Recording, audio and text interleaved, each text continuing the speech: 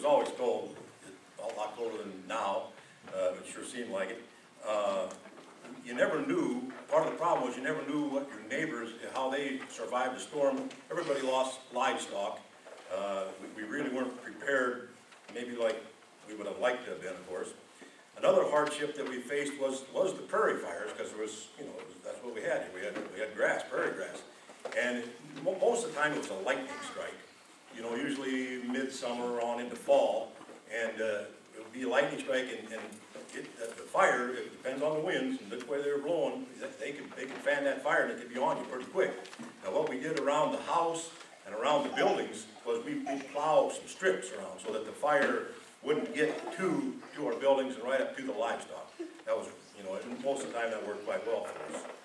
A few other hardships that we had were just little things, and I'll just tell you about one was when you worked outside in the winter around here, it was before hand lotion. So your hands would get cracked and sometimes start bleeding, so we used tallow. And tallow is rendered animal fat, okay? So what you do is you try to get your hands warm, and then you'd rub that in your hands. And if you got it rubbed in well, then you didn't have to put socks on before you went to bed. If you didn't, you put your socks on, you didn't want your bedding to get full of that because you didn't wash your bedding every day. You know, you didn't throw it in the washing machine, okay? All right. And later after, as we said, we lived in the Soddy house, just temporary. And then later we hauled logs from the Rock River area. And we also transported young trees from the Rock River area, and they would serve as our grove. And so we decided to build a log cabin.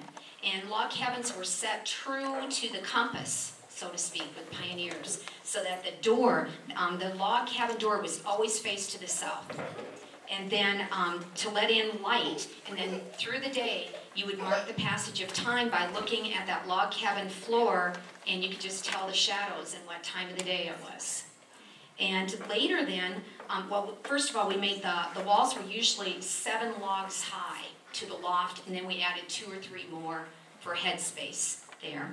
And later, our family seemed to outgrow that house too, and we built a larger home then. We changed the location of it.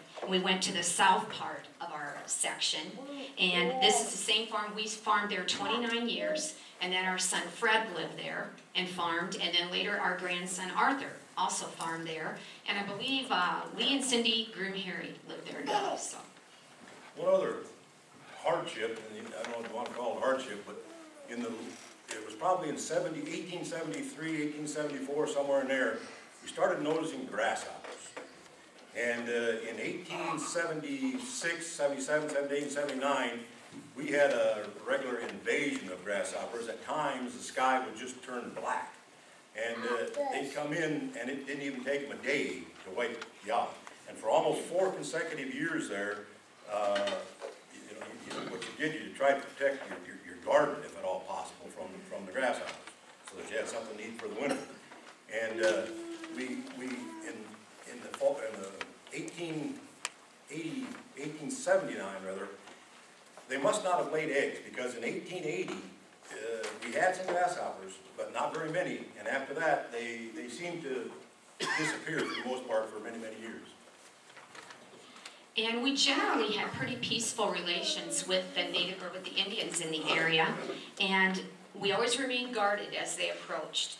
And we never really had any serious difficulties with them, except one time when Henry and I were gone getting supplies in Lamar's. Our children were all home. We got home and Louisa is just frantic. Indians had come to the home, and Henry had taught the kids that if the Indians come, just give them what they want. And what they wanted was grain for their ponies, because they were hungry. And so the kids went and got oats and gave it to them, and the Indians left and caused no more problems. Oh, and should say, speaking of our children, we better say, we had 7 children altogether, and we had 4 sons and 3 daughters, and their names were Charles and Louisa and Will and Louis and Ella, Martha and Fred. And if it hadn't been for the railroad coming into town, Ireton might not even be here. It's like any town, though. The little town sprung up when the railroads came in.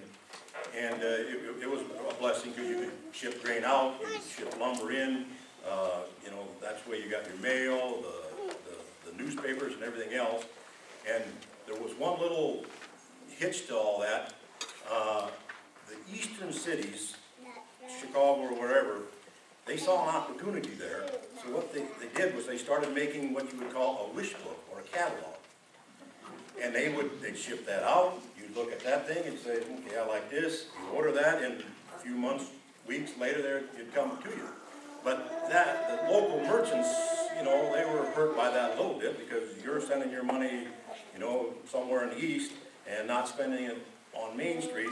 So people realized that, and they tried to balance that. Everybody bought something out of the wish book, but they still bought locally as much as possible. And again, the railroads really made Ireton what it is, just like the railroad almost made any town what it is. One last thing I'll mention, God was very important in our lives, and we first worshiped at St. John's Lutheran Church, which was 4 miles southeast of where we lived, and we helped to establish that church. And later in our lives, as the town of Ireton grew and grew, there were especially more German Lutheran families moving, and so we started to establish St. Paul's Lutheran Church. And that was organized in August of 1886. And Henry was a charter member, I guess I was too. And when the Northwestern Railroad Company heard about that new congregation that was going to be formed, they donated the land for the church. And our charter families all collected $360 for the new church. And I think we were pretty close. The church cost about $480 something, so we were just about $100 off. And so the church was dedicated in September of 1886. Thank you.